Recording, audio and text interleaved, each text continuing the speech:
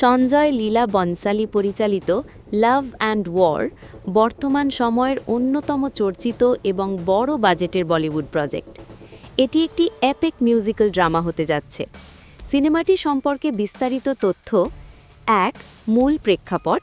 সিনেমাটি রাজ কাপুর পরিচালিত ১৯৬৪ সালের ক্লাসিক সিনেমা সাঙ্গামের একটি আধুনিক রূপান্তর হতে পারে বলে ধারণা করা হচ্ছে।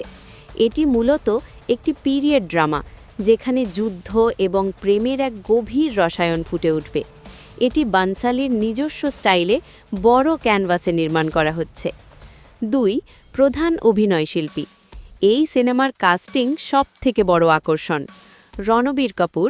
বানসালীর প্রথম সিনেমা সাভারিয়ার দীর্ঘ সময় পর তিনি আবার পরিচালকের সাথে কাজ করছেন।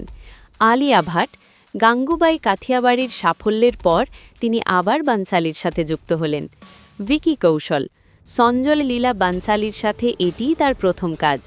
৩. মুক্তির তারিখ। প্রাথমিকভাবে সিনেমাটি ২০২৫ সালের ডিসেম্বরে মুক্তি পাওয়ার কথা থাকলেও বর্তমানে এটি পিছিয়ে দেওয়া হয়েছে।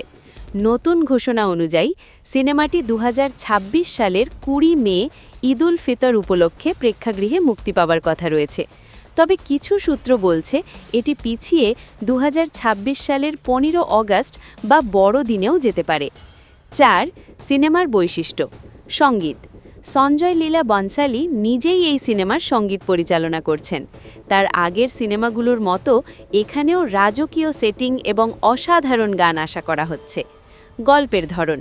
এটি একটি ট্রায়াঙ্গুলার লাভ স্টোরি বা ত্রিকোণ প্রেম, যেখানে যুদ্ধের আবহে আবেগ এবং সম্পর্কের টানাপড়েন দেখানো হবে। ৫. বর্তমান অবস্থা। সিনেমাটির প্রি প্রোডাকশন এবং প্রাথমিক শুটিং শুরু হয়েছে। বড় বাজেটের কাজ হওয়ায় এর ভিএসএক্স এবং সেট ডিজাইনে প্রচুর সময় ব্যয় করা হচ্ছে।